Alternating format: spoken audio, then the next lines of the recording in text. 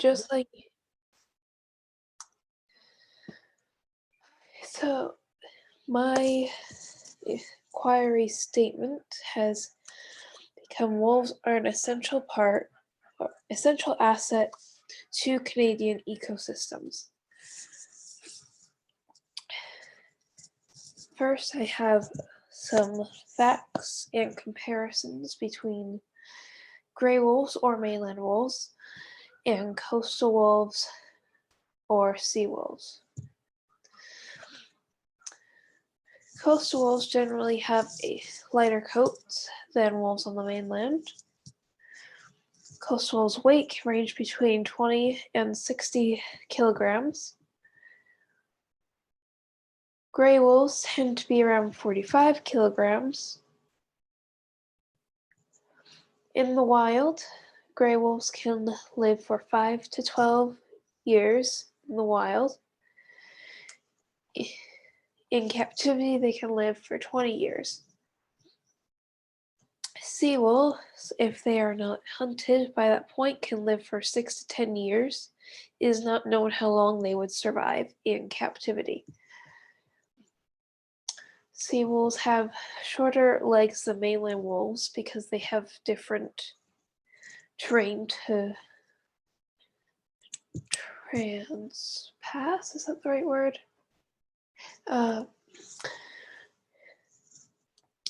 And they prey on different animals, so they don't need quite as much reach. Gray wolves can sprint 60 to 70 kilometers an hour. Gray wolves mostly eat ungulates, if I'm pronouncing that right, which are hoofed animals such as deer, Roosevelt elk, bison. They will also eat salmon and beaver depending on their location. Sea wolves' diet is 90% marine life. They will also eat carcasses that wash up, and they'll forage for barnacles and clams.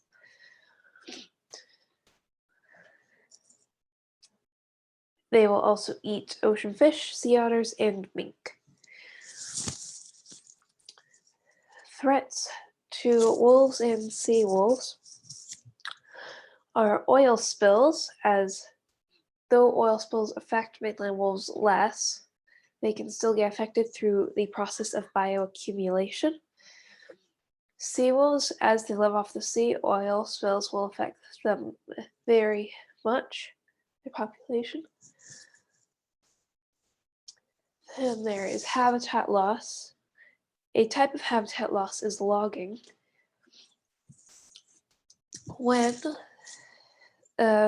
logging roads can be used by wolves to traverse the land, and their prey will hide in these pockets, which leaves them more defenseless than they would be if there weren't just these little pockets or the logging roads weren't there. It would be more protected. So by doing this, there'll be a massive decline in ungulates in that area, and then a massive decline of wolves, because the wolf population depends on the population of the herbivores that they eat.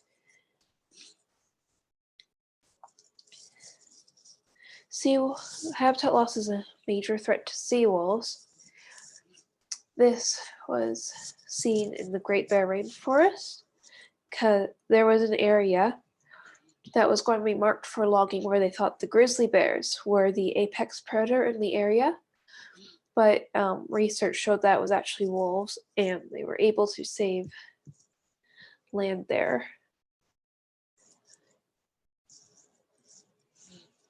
And then I go on to their range and history. Wolves used to live all across North America. Now they still inhabit most of their ancestral Canadian land, but were eradicated from most of the states, though some have recently been reintroduced to a few of the states after the success of Yellowstone National Park. These wolves were acquired from Canada and the state of Alaska. the First Nations, indigenous peoples, were able to live with the wolf for hundreds of years, if not more. They held ceremonies and dances to show their respect for the wolf, and it was considered a great honor to be a part of the wolf clan. Wolves in the Great Bear Rainforest are genetically different from mainland wolves. The wolves on Vancouver Island are also genetically different from wolves on the mainland. The wolves on Vancouver Island were originally wiped out by government-sanctioned hunts.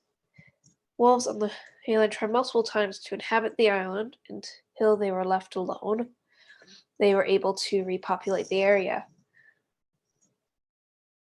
And now their numbers have grown around 350, but this is an estimate, so there may be more or less by now.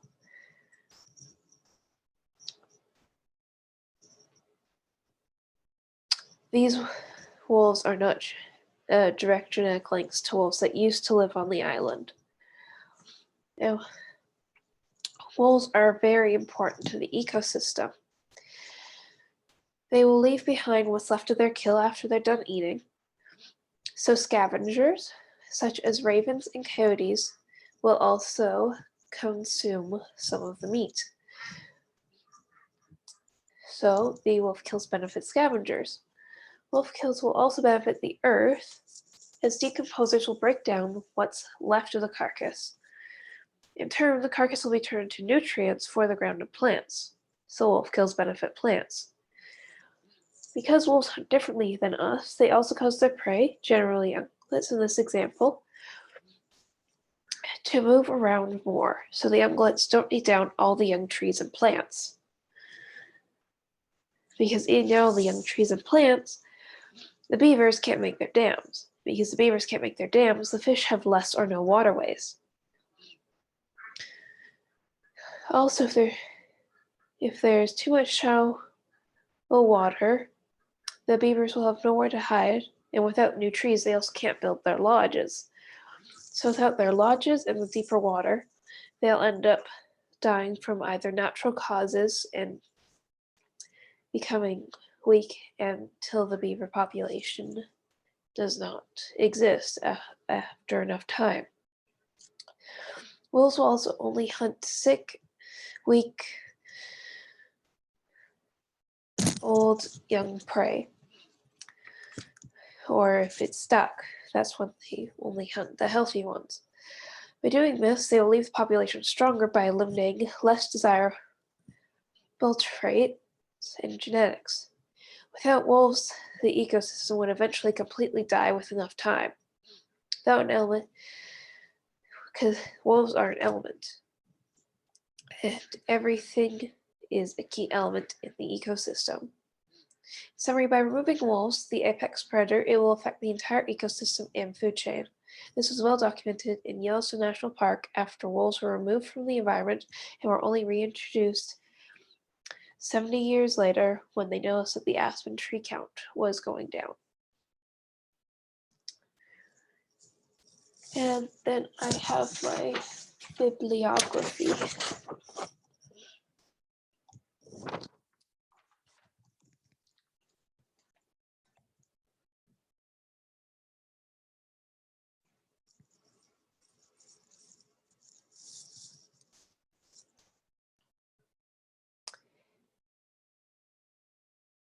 So I'm ready for some questions now. There we go. Sorry, my mic wouldn't let me unmute. Yeah, really great project. I can see you did a lot of research that went into that. I feel like I learned a lot about wolves. I actually didn't know a lot about wolves. So, first question is, why did you choose this project? I chose this project as I've always really liked wolves, and I have a dog. I'd heard there were wolves on the mainland. Well, not mainland. I heard there were wolves on the island, and I just always liked them. Okay. Why is it important? Why do you think it's important for people to know about the hunting of the wolves? I think it's important for people to know because even right now, there are hunts going on while the government is before the court on hunting these wolves. And it's very important for the citizens to know. Mm-hmm. Can you expand on how wolves are connected to Canada's identity and history? Well, the Aboriginal people revered the wolf and respected it. They did not hunt it out of fear. Mm-hmm. Oh, do you have any personal connections to this project? Personally, I haven't seen a wolf like in person before, but yeah, I just like them. Mm-hmm.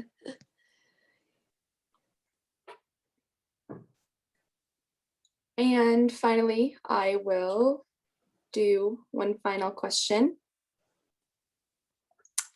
Can you, or what was the most surprising thing you learned throughout your research? The most surprising thing, I suppose, that would be how different wolves can be, even if it's just a small waterway apart. They can have very different genetics and abilities. Okay, great. Awesome presentation. I think we are up for time. I mean,